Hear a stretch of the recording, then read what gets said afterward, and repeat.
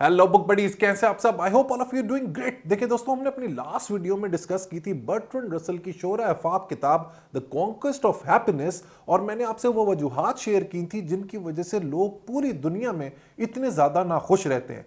Today we will flip the side and see कि वो क्या वजूहात हैं, वो क्या रीजंस हैं जिसकी वजह से इंसान की जिंदगी में खुशियां आ सकती हैं, उसकी जिंदगी में हैप्पीनेस का इजाफा हो सकता है। इसके अलावा बर्ट्रैंड रसल ये भी कहते हैं कि आपके लिए ये भी जानना जरूरी है कि खुशियां होते कितनी टाइप्स की हैं। सो आज की वीडियो में इन सब मौजूआत पर डिस्कशन करेंगे। सो मेरे साथ बने रहिए और चैनल को सब्सक्राइब करना, बेल आइकन दबाना मत भूलिए। और आपके आसपास जो भी लोग हैं, आपके मामे, चाचे, ताए, फ्रेंड्स, मॉम, डैड, सबसे बोलें कि बुक बडी को सब्सक्राइब जरूर करें। Let's be back.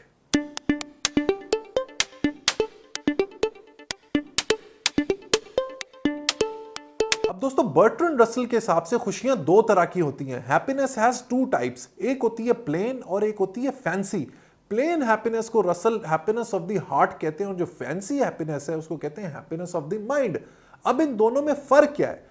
फर्क ये है दोस्तों, माय डियर बुक बडीज, कि जो प्लेन हैप्पीनेस है उसको हर कोई हासिल कर सकता है। प्लेन हैप्पीनेस हर किसी की पहुंच में होती है। फॉर एग्जांपल, चार दोस्त हैं, उन्होंने आपस में दौड़ लगाई और जो नंबर 1 आया उसको खुशी मिल गई। इसी तरह एक माली है जिसने बड़ी मेहनत से, बड़ी डेडिकेशन से, बड़ी कमिटमेंट के साथ एक बाग उगाया, उसमें जो फल थे, उसमें जो पौधे थे, उसमें जो फूल थे, उनको जानवरों से बचाया। सो उस बाग को देख के जो उस माली को, उस गार्डनर को खुशी मिलती है, वो एक प्लेन हैप्पीनेस है। इसी तरह एक चट्टान है जिस पे 10 लेबर काम कर रहे हैं, 10 मजदूर काम कर रहे हैं, उस पर कोई ऐसा पत्थर आ गया जिसको कोई नहीं तोड़ पा रहा, लेकिन उनमें से एक जो मजदूर है उसने एक ऐसा वार लगाया जिससे वो पत्थर टूट गया, तो उस मौके पे जो उसकी खुशी है वो है प्लेन हैप्पीनेस। इसके अलावा जो फैंसी हैप्पीनेस है वो हर किसी के हिस्से में नहीं आती। बर्ट्रैंड रसल कहते हैं कि फैंसी हैप्पीनेस सिर्फ उन लोगों को नसीब होती है जो लिखते हैं और पढ़ते हैं, people who read and right.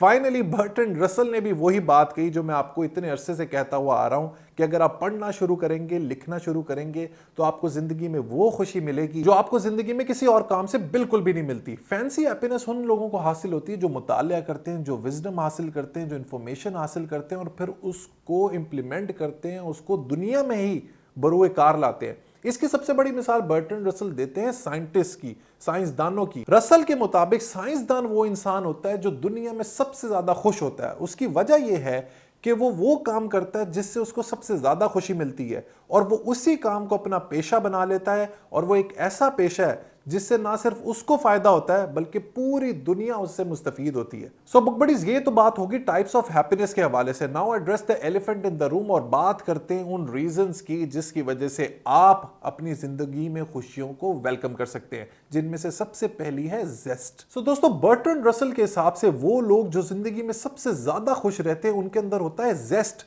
जेस्ट का मतलब है दोस्तों एनर्जी, क्यूरियोसिटी और कुछ नए सीखने की लगन। अक्सर लोग डूबते हुए सूरज को, फूलों के रंग को, पहाड़ों की ऊंचाइयों को, समंदर की लहरों को समझ ही नहीं पाते। उनके लिए एक बाय द वे फिनोमेना है। लेकिन कुछ लोग ऐसे होते हैं जो इन चीज़ों को अप्रिशिएट करते हैं, एक्नॉलेज करते हैं, इनके पीछे जो साइंस है उसको समझते हैं और इसको भरपूर इंजॉय करते हैं। इसकी मिसाल आप ऐसे ही समझ लें कि आपके घर अक्सर मेहमान आते होंगे जिनमें दो टाइप होते हैं।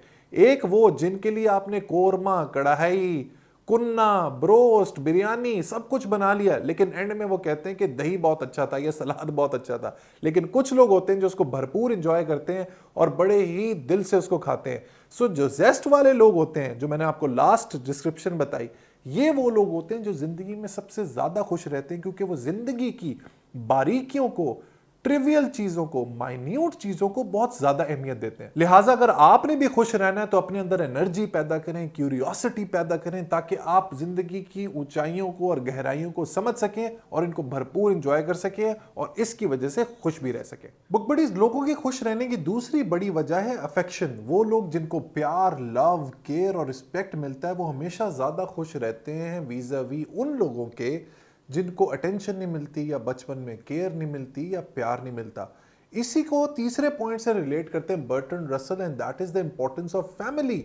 बर्ट्रैंड रसल का कहना यह है कि वेस्ट में फैमिली स्ट्रक्चर बिल्कुल तबाह हो चुका है, जिसकी वजह से लोग शदीद नाखुशी का शिकार हैं। वेस्ट में पेरेंट्स और चिल्ड्रन के अजीबो गरीब ताल्लुकात हैं, केमिस्ट्री है। पेरेंट्स बेचारे सारा दिन पैसा कमाने की दौड़ में लगे रहते हैं, कैपिटलिज्म ने उनको पागल करके रख दिया है। इसी तरह अगर आप बच्चों की साइड पे जाएं तो इवेंचुअली जब जवान होते हैं वो अपनी मदद आपके तहत निकल जाते हैं, विच इज गुड, लेकिन पेरेंट्स को डाल देते हैं ओल्ड एज होम में।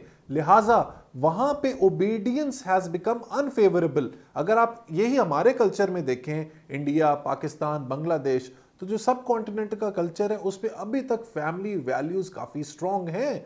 अभी तक बच्चे पेरेंट्स को रिस्पेक्ट करते हैं और जॉइंट फैमिली सिस्टम वाकई में इंटैक्ट है, जिसकी वजह से अगर आप हमारी हैप्पीनेस का कंपैरिजन करें यूरोपियंस के साथ या वेस्ट के साथ, तो हमारे लोग, हालांकि उनके पास वसाइल कम है, रिसोर्सेज कम है, दौलत कम है, पैसे कम है, लेकिन उसके बावजूद ज्यादा हैप्पीनेस है। वो इसलिए क्योंकि उनको वो अफेक्शन मिल जाती है, वो केयर मिल जाती है, वो लव मिल जाता है जो फैमिली उनको प्रोवाइड करती है। ये बात एडवर्ड गिबन्स ने भी अपनी किताब the decline and fall of the Roman Empire में किया था, जब उन्होंने कहा था कि सब कॉन्टिनेंट में क्राइम कम क्यों है। वो इस वजह से कि जब एशियन कंट्रीज में या ईस्ट में, जिसको उर्दू में मशरिक कहते हैं, एक बच्चा जब बड़ा हो रहा होता है तो वो अपनी फैमिली की वैल्यूज के साथ बड़ा हो रहा होता है, उनकी विजडम के साथ बड़ा हो रहा होता है। उसका नाना नानी, उसका दादा दादी, चाचा चाची, खाला खालू, फुप्पा फुप्पी, इन सब लोगों की एज का अगर आप एक्सपीरियंस मिला लें तो 500-600 साल का एक्सपीरियंस है जो उस बच्चे को नर्चर कर रहा होता है, उस बच्चे को सिखा रहा होता है। लिहाजा गिबन्स कहता है कि यहाँ पे क्राइम कम है वीज़ावी वेस्ट, उस जमाने में जब उन्होंने 18th सेंचुरी में अपनी किताब लिखी थी। लिहाजा अगर आप लोग अपनी जिंदगी में खुशियां चाहते हैं तो उसमें अफेक्शन को लेकर आए। चौथी और आखिरी बात जिसको मैं डिस्कस करना चाहूंगा, जिसका जिक्र रसल ने भी अपनी इस किताब में किया, वो है effort and resignation. Effort and resignation से रसल का मतलब है कि हर इंसान कोशिश करता है कि वो काम करे और उस काम में उसको जॉय मिले, उसको मजा मिले। लेकिन जो लोग इस जिंदगी में कुछ अचीव नहीं कर पाते, उनका कोई ऑब्जेक्टिव नहीं होता, वो रिजाइन कर देते हैं अपनी जिंदगी की एफर्ट से और वो सोलेस पाते हैं, वो सुकून पाते हैं रिलीजन के अंदर। बर्ट्रैंड रसल इस बात की थोड़ी बहुत मुखालफत करते हैं और कहते हैं कि ये जो आपकी जिंदगी है इसी में आपने अचीव करना है। अगर आप जिंदगी के मकसद को नहीं पहचान पाएंगे और हार जाएंगे और फिर मजहब का सहारा लेंगे अपनी एग्जिस्टेंस को साबित करने के लिए या अपने जिंदगी को गुजारने के लिए, तो ज्यादातर लोग जो इस माइंडसेट के होते हैं वो जिंदगी में नाखुश रहते हैं। तो दोस्तों ये तो होगी बर्ट्रैंड रसल की किताब द कॉन्क्वेस्ट ऑफ हैप्पीनेस की बात। बहुत ही जबरदस्त किताब है। फाइनली मैं काफी अरसे से सोच रहा था कि रसल को पढूं, लेकिन जब उनको पढ़ा तो रियलाइज हुआ कि कितना बड़ा स्कॉलर और लेजेंडरी आदमी था। अब अगर दोस्तों आप मुझसे पूछें कि बुक बडी आप कोई एक ऐसी बात बताएं जिसकी वजह से लोग खुश रह सकें और उनकी जिंदगी में हैप्पीनेस आ सके, तो दोस्तों मैं सिर्फ आपको एक ऐसी बात बताऊंगा जिसको अगर आपने सुन लिया, पहचान लिया और अब्सॉर्ब कर लिया तो आपकी जिंदगी में खुशियां ही खुशियां होंगी, और वो है finding the purpose and objective of life. I always say that there are 2 days important in a person's life. One is the day he is born and other is the day when he realizes why he is born.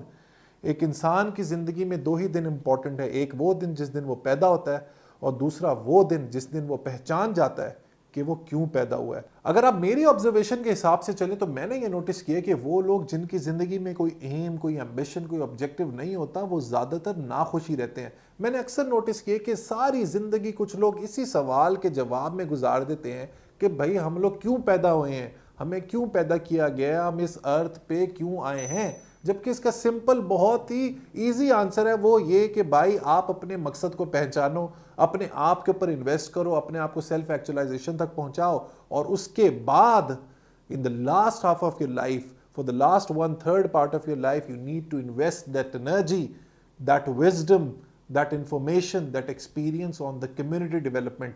आप पहले अपने ऊपर invest करें, अपने आप को nurture करें, अपने आप को ग्रो करें, अपने ऊपर इन्वेस्ट करें, और उसके बाद जब आप एक लेवल पे पहुंच जाएं तो जो चीजें आपने एब्जॉर्ब की हैं वो आहिस्ता आहिस्ता दुनिया को देना शुरू कर दें।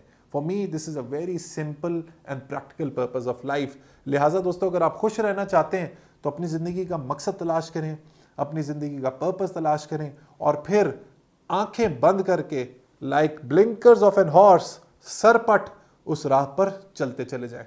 That's it for today.